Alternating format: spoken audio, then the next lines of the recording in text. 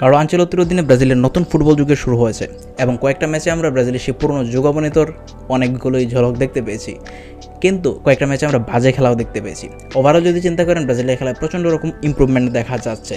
Result কয়েকটা ম্যাচে হয়তো নেগেটিভ আসতে পারে, কারণ পরীক্ষা নিরীক্ষা আরও চলবে, তবে ওভারঅল ব্রাজিলের খেলায় উন্নতি দেখা যাচ্ছে। 2026 বিশ্বকাপের জন্য স্কোয়াডটা প্রায় মার্চের দিকে আমরা বুঝে ফেলতে পারবো। সেই মার্চে ইউরোপিয়ান দলের বিপক্ষে যে স্কোয়াডটা দেওয়া হবে সেখান থেকে বিশ্বকাপের বেশিরভাগ প্লেয়ার যাবেন, সেটা অনেকটা আশা করা যায়। কিন্তু এখন পর্যন্ত কার্লো আনচেলত্তি যাদেরকে রেগুলার খেলাচ্ছেন বা যাদের উপর সবচেয়ে বেশি ভরসা রাখছেন, সেই সব প্লেয়ারের দিকে যদি আমরা একটু তাকাই, তাহলে মোটামুটি 2026 বিশ্বকাপের একটা স্কোয়াডের একটা আন্দাজ করা যায়। আজকের ভিডিওতে আমরা 2026 বিশ্বকাপে এখন পর্যন্ত যে প্লেয়াররা যাওয়ার জন্য সবচেয়ে ফেভারিট, সেই প্লেয়ারদের একটা লিস্ট করার চেষ্টা করব, পজিশন বাই পজিশন আমরা ব্যাখ্যা করার চেষ্টা করব। চ্যানেলে নতুন হলে অবশ্যই সাবস্ক্রাইব করবেন এবং আমাদের ফেসবুক পেজটি ফলো করতে ভুলবেন না ডিসক্রিপশনের লিঙ্ক থেকে, কারণ ফেসবুক পেজে সমস্ত আপডেটস এসে থাকে।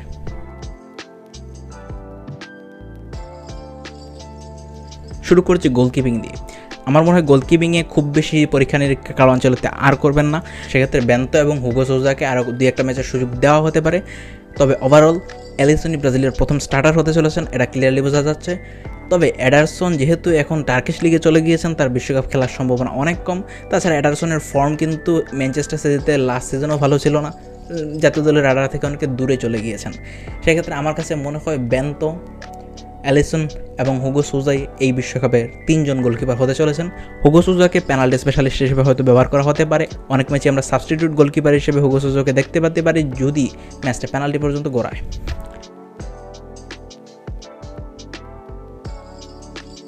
ডিফেন্স, এখানে আমার মনে হয় খুব বেশি পরীক্ষা নিরীক্ষা করার সুযোগ নেই। ব্রাজিল একটা ভালো ডিফেন্স পেয়েছে, ভালো ডিফেন্সিভ জুটি পেয়েছে, এডার মিলিটাও এবং গ্যাব্রিয়েল মাগালেস।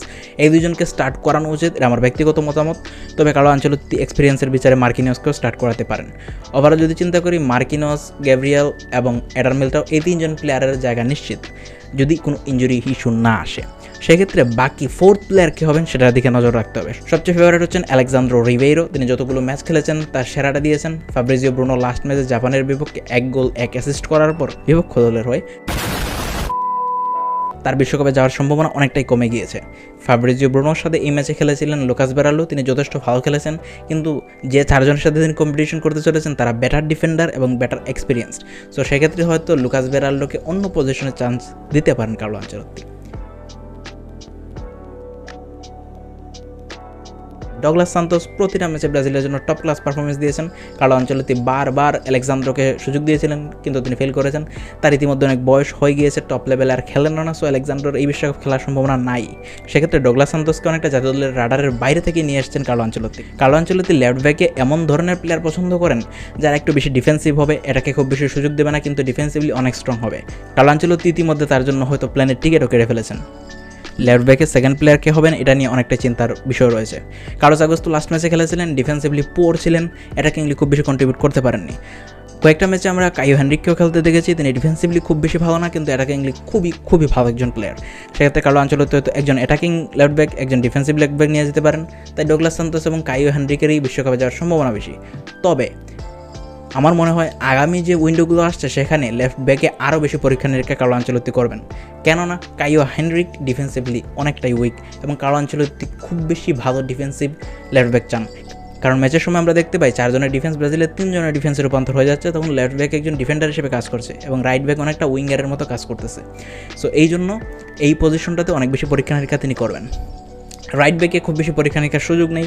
ওয়েসলে এবং ভেন্ডারসন সবচেয়ে বেস্ট চয়েস, তারা ইতিমধ্যে নিজেদের প্রমাণ করেছেন। লাস্ট ম্যাচে পাওলো হেনরিকে গোল করেছেন এবং দুর্দান্ত একটা কলাপ কাটিয়েছেন, তার থাকার সম্ভাবনা অনেক বেশি। তবে ইঞ্জুরির উপর অনেক কিছু নির্ভর করছে। ভেন্ডারসন অনেক বেশি ইঞ্জুরি প্রোন একজন প্লেয়ার। গত আমরা দুটো বিশ্বকাপ যদি দেখি, 2018 বিশ্বকাপ, 2022 বিশ্বকাপে ড্যানিলোকে নিয়ে যাওয়া হয়েছিল, দুইটা বিশ্বকাপে তিনি ইনজিওর্ড হয়েছিলেন। অনেক বেশি ইঞ্জুরি প্রবণ প্লেয়ার ছিলেন ড্যানিলো, যার কারণে ব্রাজিলকে ভুগতেও হয়েছে। এডার মিলিটাওকে আমরা রাইট ব্যাক হিসেবে স্টার্ট করতে দেখতে পেয়েছি। সো এই জন্য এই পজিশনে যথেষ্ট বিকল্প প্রয়োজন এবং এই বিকল্প তৈরির কাজটা কার্লো আনচেলত্তিকে করতে হবে, যদিও এই দুজনই ফেভারিট। জাতীয় দলের রাডার থেকে অনেকটা দূরে চলে গিয়েছেন বরুসিয়া ডর্টমুন্ডের ইয়ান কৌতো, আমার মনে হয় তাকেও কিছুটা সুযোগ দেওয়া দরকার আছে। তবে বিশ্বকাপের স্কোয়াড থেকে অনেকটাই তিনি এখন দূরে আছেন। মিডফিল্ডে মাত্র 2 জন প্লেয়ারে নিশ্চিত, ক্যাসেমিরো এবং ব্রুনো গুইমারেস তার জীবনের সেরা ফর্ম করাচ্ছেন জাতীয় দলের হয়ে। বাকি মিডফিল্ডার হিসেবে আমাদের হয়তো অনেক চিন্তা করতে হতে পারে, কারণ এই পজিশনে মানসম্মত প্লেয়ার অনেক অনেক কম আছে ব্রাজিলের। আমি আপাতত কয়েকটা নাম বলছি, তবে এইখানে আরও বেশি পরীক্ষা নিরীক্ষা কার্লো আনচেলত্তি করবেন, এটার জন্য রেডি থাকেন।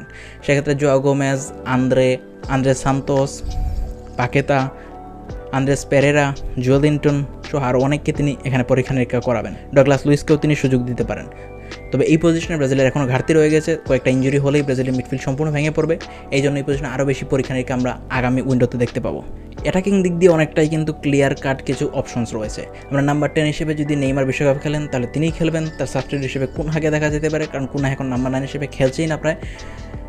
লেফট উইংয়ে ভিনিসিয়াস জুনিয়র, গ্যাব্রিয়েল মার্টিনেল্লি সবচেয়ে ফেভারিট। তো থার্ড চয়েস হিসেবে আমরা রদ্রিগোকেও দেখতে পেতে পারি। রদ্রিগো কিন্তু আবার রাইট উইংয়েও খেলতে পারেন, আবার নাম্বার 10 রোলও খেলতে পারবেন, আবার নাম্বার 9 রোলও খেলতে পারবেন, ফলস 9 রোলও খেলতে পারবেন। সো রদ্রিগোকে অবশ্যই যদি তিনি ফিট থাকেন, ফর্মে থাকেন, তাহলে তার বিশ্বকাপে খেলার কথা। রাইট উইংয়ে এস্তেবাও সবচেয়ে ফেভারিট। তিনি যে পারফরমেন্সগুলো দিয়েছিলেন সেগুলো দুর্দান্ত। তাছাড়া রাফিনা আমাদের আসেনি, তবে রাফিনাকে 10 হিসেবে খেলিয়ে এস্তেবাওকে রাইট উইঙ্গার হিসেবে খেলানোরও কিছু সম্ভাবনা বিশ্বকাপ আমরা দেখতে পেতে পারি। এই দুইজনই রাইট উইংয়ে ফেভারিট। লুইস এনরিকে কয়েকটা ম্যাচে খুব ভালো খেলেছে, কিন্তু এরপরের ম্যাচগুলোকে তাকে আর খুঁজে পাওয়া যায়নি। সো তার কিন্তু নেক্সট ম্যাচগুলো পারফর্ম করতে হবে, নাহলে তিনি সুযোগ পাবেন না। সবচেয়ে বড় সমস্যা নাম্বার 9। একজন নাম্বার 9ও এই দলে নেই যিনি বিশ্বকাপ দলে খেলার যোগ্য। আমার কাছে ব্যক্তিগতভাবে মনে হয় নাম্বার 9 ছাড়াই ব্রাজিলের খেলা উচিত। লাস্ট ম্যাচে আমরা 4 জন অ্যাটাকার দিয়ে খেলতে দেখতে পেয়েছি, কোনো প্রপার নাম্বার 9 ছাড়া, সেটা অনেক বেশি ভালো ছিল। তাছাড়া আমরা সাউথ কোরিয়া ম্যাচে 5 গোলও দেখতে পেয়েছি। সো ওভারঅল যদি চিন্তা করি, নাম্বার 9 পজিশনে আমার একজন ফেভারিট প্লেয়ার এই মুহূর্তে নেই। যদি এনরিক রেগুলার ম্যাচ খেলতো তো হয়তো তার নামও বলতে পারতাম। রিচার্লিসন অফ ফর্মে আছে, জোয়াও পেদ্রো জাতীয় দলের পারফর্ম করতে পারেনি, ইগর জেসুস কয়েকটা ম্যাচে ভালো পারফর্ম করেছে, কিন্তু এখনও কার্লো আনচেলত্তি তার প্রতি খুব বেশি নজর গিয়েছে বলে মনে হচ্ছে না। ওভারঅল চিন্তা করলে এই পজিশনটা অনেক বেশি ভোগাবে, এবং নাম্বার 9 না নিয়ে যাওয়া মোটামুটি মানে নাম্বার 9 নিয়ে যাওয়ার থেকে অনেক ভালো। এই হচ্ছে ওভারঅল ব্রাজিলের বিশ্বকাপ স্কোয়াড সম্পর্কে কিছু প্রেডিকশনস।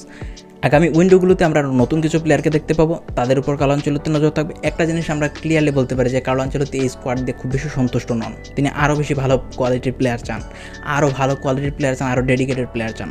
সো এই পজিশনে আরও অনেকগুলো চেঞ্জ হতে পারে। দেখা যাক সামনে আমরা কোন স্কোয়াডটা মার্চে দেখতে পাই। Thank you for watching this video. Regular videos update পেতে অবশ্যই আমাদের চ্যানেলে সাবস্ক্রাইব করে বেল আইকনটি ক্লিক করতে ভুলবেন না, এবং ফেসবুকে অবশ্যই আমাদের পেজটা ফলো করে দিন বিভিন্ন ধরনের আপডেট সবার আগে পাওয়ার জন্য। Thank you for watching this video.